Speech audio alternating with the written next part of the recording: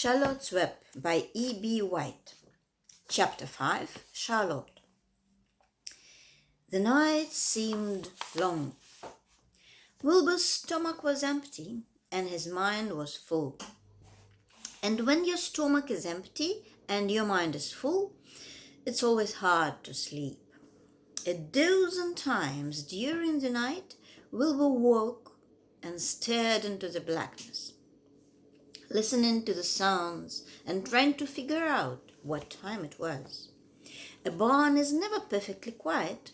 Even at midnight, there is usually something stirring.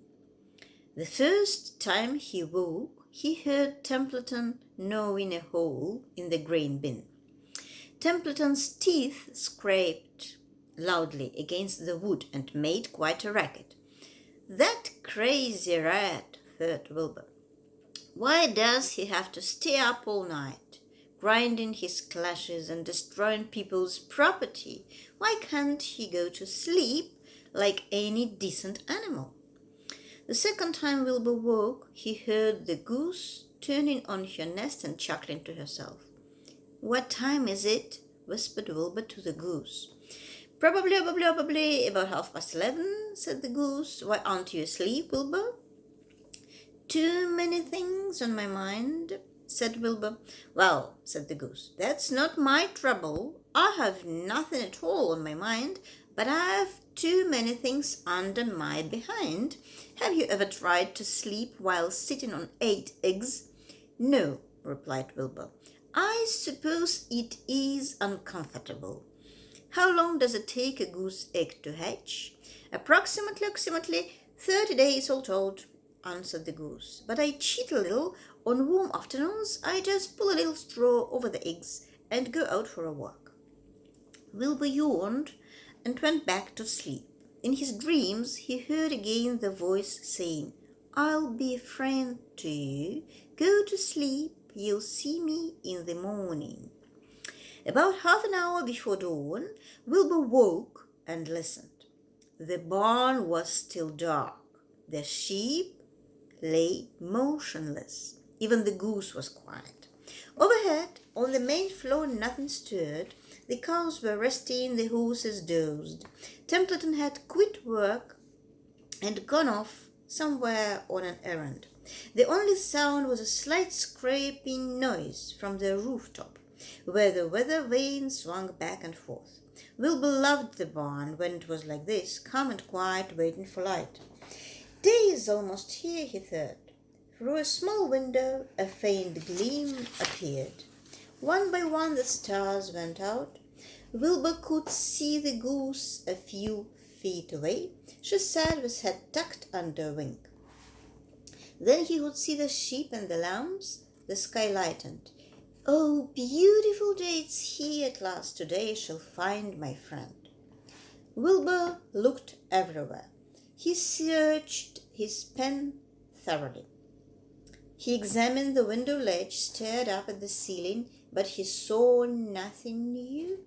Finally, he decided he would have to speak up.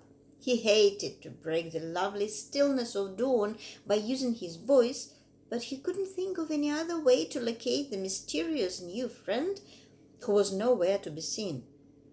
So Wilbur cleared his throat. "Attention, please," he said in a loud, firm voice. "Will the party who addressed me at bedtime last night kindly make himself or herself known by giving an appropriate sign or signal?" Wilbur paused and listened. All the other animals lifted their heads and stared at him. Wilbur blushed, but he was determined to get in touch with his unknown friend. "Attention, please," he said. "I will repeat the message. Will the party who addressed me at bedtime last night kindly speak up? Please tell me where you are if you are my friend." The sheep looked at each other in disgust. "Stop your nonsense, Wilbur," said the oldest sheep. "If you have a new friend here, you are probably disturbing his rest. And the quickest way to spoil a friendship is to wake somebody up in the morning before he is ready." How can you be sure your friend is an early riser? I beg everyone's pardon, whispered Wilbur. I didn't mean to be objectionable. He lay down meekly in the manure facing the door. He didn't know it, but his friend was very near. And the old sheep was right. The friend was still asleep. Soon Lurvy appeared with slopes for breakfast. Wilbur rushed out, ate everything in a hurry, and licked the trough. The sheep moved off down the lane. The gander waddled along behind them, pulling grass. And then, just as Wilbur was settling down for his morning nap, he heard again the thin voice that had addressed him the night before. "Salutations," said the voice. Wilbur jumped to his feet. "What?" he cried. "Salutations," repeated the voice. "What are they, and where are you?" screamed Wilbur. Please tell me where you are, and what are salutations?" "Salutations are greetings," said the voice. "When I say salutations, it's just my fancy way of saying hello or good morning. Actually, it's a silly expression, and I'm surprised that I used it at all. As for my whereabouts, that's easy. Look up here in the corner of the doorway. Here I am. Look, I'm waving." At last, Wilbur saw the creature that had spoken to him in such a kindly way. Stretched across the upper part of the doorway was a big spider web, and hanging from the top of the web, head down, was a large gray spider. She was about the size of a gumdrop. She had 8 legs, and she was waving one of them at Wilbur in friendly greeting. "See me now?" she asked. "Oh, yes, indeed," said Wilbur. "Yes, indeed. How are you? Good morning. Salutations. Very pleased to meet you. What is your name? Please, may I have your name?" "My name," said the spider, "is Charlotte." "Charlotte what?" asked Wilbur eagerly. "Charlotte Aquatica. But just call me Charlotte." "I think you're beautiful," said Wilbur. "Well, I am pretty," replied Charlotte. "There is no denying that. Almost all spiders are rather nice looking. I'm not a flash as some, but I'll do. I wish I could see you, Wilbur, as clearly as you can see me." "Why can't you?" asked the pig. "I'm right here." "Yes, but I'm nearsighted," replied Charlotte. "I've always been dreadfully nearsighted. It's good in some ways, not so good in others. Watch me wrap up this fly." A fly that had been crawling along Wilbur's trough had flown up and blundered into the lower part of Charlotte's web and was tangled in the sticky threads. The fly was beating its wings furiously, trying to break loose and free itself. "First," said Charlotte, "I dive at him." She plunged headfirst toward the fly. As she dropped, a tiny silken thread unwound from her rear end. "Next, I wrap him up." She grabbed the fly, threw a few jets of silk around it, and rolled it over and over, wrapping it so that it couldn't move. Wilbur watched in horror. He could hardly believe what he was seeing, and although he detested flies, he was sorry for this one. "There," said Charlotte. "Now I knock him out so he'll be more comfortable." She bit the fly. "He can't feel a thing now," she remarked. "He'll make a perfect breakfast for me." "You mean you eat flies?" gasped Wilbur. "Certainly, flies, bugs, grasshoppers, chouse beetles, moths, butterflies, tasty cockroaches, gnats, midges, daddy long legs, centipedes, mosquitoes, crickets, anything that is careless enough to get caught in my web. I have to leave, don't I?" "Why, yes, of course," said Wilbur. "But do they taste good?" "Delicious." "Of course, I don't really eat them. I drink their blood." "I love blood," said Charlotte. And her pleasant, thin voice grew even thinner and more pleasant. "Don't say that," Don't, groaned Wilbur. Please don't say things like that.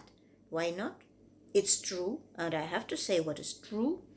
I'm not entirely happy about my diet of flies and bugs, but it is the way I'm made. A spider has to pick up a living somehow or other, and I happen to be a trapper. I just naturally build a web and trap flies and other insects. My mother was a trapper before me. Her mother was a trapper before her. All our family have been trappers. Way back for thousands and thousands of years, we spiders have been laying for flies and bugs. It's a miserable inheritance, said Wilbur gloomily. He was sad because his new friend was so bloodthirsty.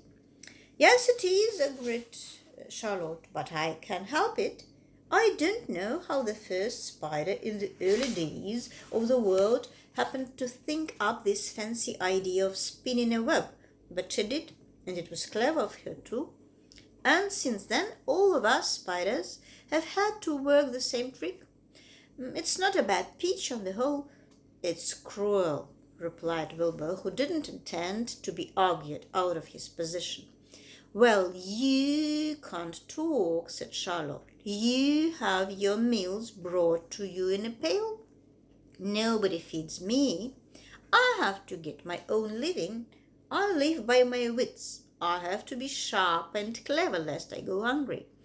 I have to think things out, catch what I can, take what comes, and it just so happens, my friend, that what comes is flies and insects and bugs. And furthermore, said Charlotte, shaking one of her legs, do you realize that if I didn't catch bugs and eat them, bugs would increase and multiply and get so numerous that they'd destroy the earth, wipe out everything. Really? Said Wilbur. I wouldn't want that to happen. Perhaps your web is a good thing after all. The goose had been listening to this conversation and chuckling to herself. There are a lot of things Wilbur doesn't know about life, she thought. He's really a very innocent little pig. He doesn't even know what's going to happen to him around Christmas time. He has no idea that Mr. Zuckerman and Lovey are plotting to kill him. And the goose raised herself a bit and poked her eggs a little further under her so that they would receive the full heat from her warm body and soft feathers. Charlotte stood quietly over the fly, preparing to eat it. Wilbur lay down and closed his eyes. He was tired from his wakeful night and from the excitement of meeting someone for the first time. A breeze brought him the smell of clover, the sweet-smelling world beyond his fence. Well, he thought, I've got a new friend, is all right. But what a gamble friendship is! Charlotte is fierce, brutal, scheming, bloodthirsty, everything I don't like. How can I learn to like her, even though she's pretty and, of course, clever? Wilbur was merely suffering the doubts and fears that often go with finding a new friend. In good time he was to discover that he was mistaken about Charlotte. Underneath her rather bold and cruel exterior, she had a kind heart, and she was to prove loyal and true to the very end.